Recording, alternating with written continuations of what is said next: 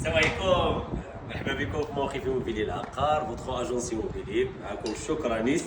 اليوم غنبريزونتيو لكم ان شاء الله باذن الله بريزونتيو لكم واحد استوديو المساحه ديالو 30 متر كاري كيتواجد ليفيرناج في قلب كيليز بيان سيتوي. هي الناس اللي تيسولونا على المساحات الصغيره وديما تنقولها لكم المساحات الصغيره افضل واحسن الاستثمار على المدى القصير. الناس تيجي اير بي ام بي بوكينغ خير دليل.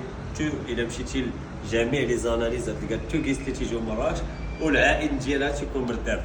مرحبا بكم. هنايا عندنا الكيتشينيت تكون هنايا عندنا بتي صالون بيان سور يقدر يجي ام وهنا بالبارداج. هنايا عندنا دوش اوطواليت راكبه. هنايا عندنا انا مثلا تنبريفيري انه ما يكونش هذا البلاكار بالقبس، يكون اونكاستري وعندكم في بالبالكون.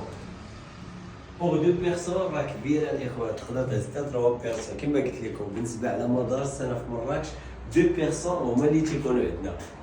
الا بغيتي تستثمر في الاير بي ام بي بوكينغ احسن تاخذ هذه المساحات الصغيره، ولا بغيتي شي حاجه كبيره اجي نوريكم هذا الموديل. هادي بوغ 2 بيرسون، هادي بوغ 2 بيرسون، بوغ 4 بيرسون.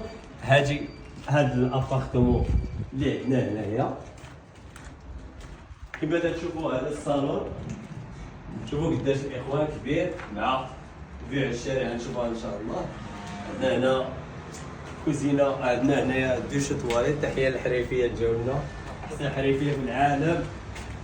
وعندنا هنايا واحد دوش، واحد شومبر بالفاسكن ديالو على واحد لافي.